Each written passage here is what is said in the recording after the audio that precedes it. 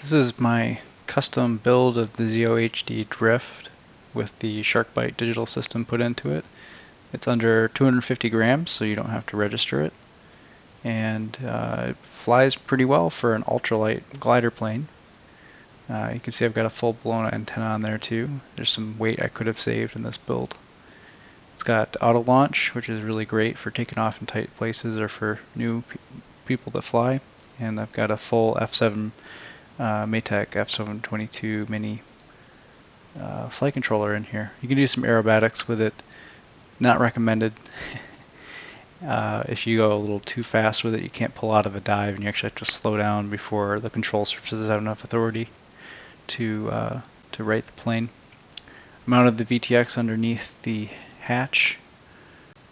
If I were to do this again, I'd probably try to mount the VTX more towards the center of the airframe for weight distribution, and also to get the antenna at a more optimal location. When I'm flying further away from myself, you'll see and get some less than optimal reception. Here you can see plane can fly pretty high. Not really sure how high this was, but handled it really well. Here I am doing a range test, and I'm actually starting to hit the range limit of the FrSky receiver. Hit about a half mile there, and doing a return home here, which is a really great feature of INAV and having a flight controller or GPS. Here's the maiden flight. Can't help but show the maiden flight, right? Pretty bumpy. It was about 15-20 mile an hour winds, but I had to fly it, you know.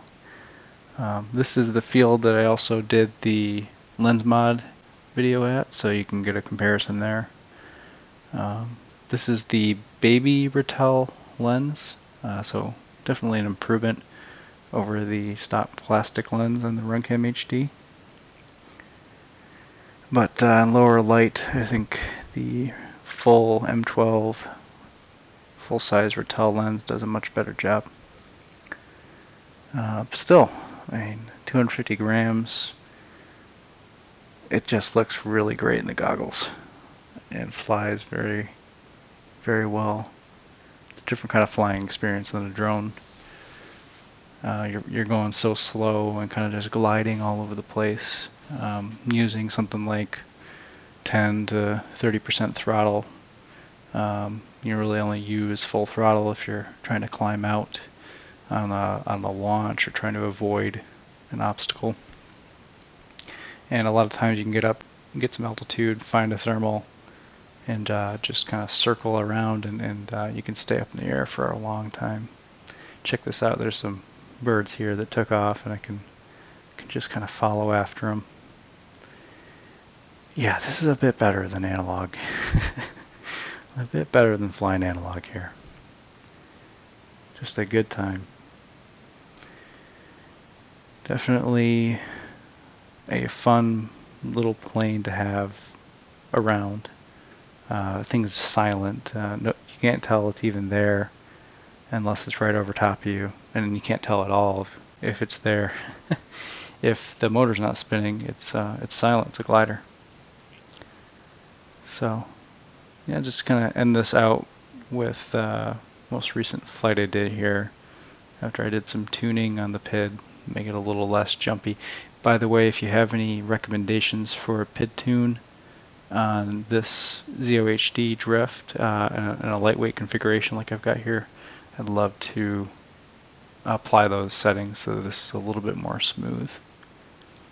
But yeah, the thing really is a blast to fly when the wind's calm, like at the end of the day and the sun's setting, and it looks really good in the goggles. Everybody says it that Byte doesn't look as good in the DVR, and it's true. When you have the OLED goggles on and you're just there, and the sun is just this beautiful orange color that's just popping out of the screen, it's really just something you got to experience yourself. Just cool plane, cool system. Really, really great time to be flying FPV that we have an HD FPV system that is this light, that I can put it into a 250 gram glider, and I didn't even try to hit 250 grams. I finished building it and I went, huh, I wonder how much that weighs. Oh, look at that, under 250. Pretty cool.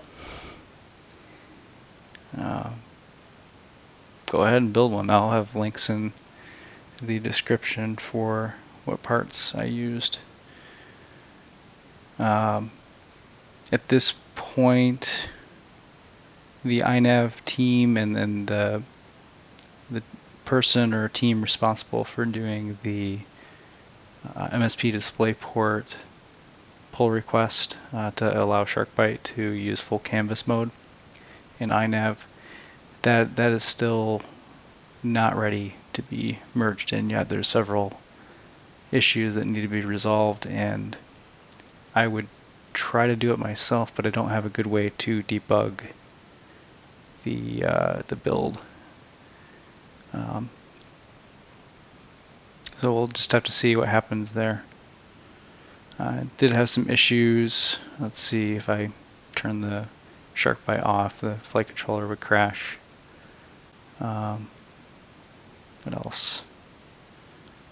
If I plugged in the USB and then pulled up the INAV configurator on this particular board, it is somewhat likely that the board will crash while the configurator opens. And had to do some configuration via the CLI rather than the full-blown configurator. So it's still early days for what you see here, but once it's up and running, it seems to work pretty much flawlessly. So just gotta iron out the details and get this thing done, get the thing shipped. Do what you can to support the INAV devs. It's not easy doing this stuff. I would do it, like I said, but I don't have the time. I don't have a good way to debug. I don't have an understanding of the overall architecture of INAV. But yeah, good stuff.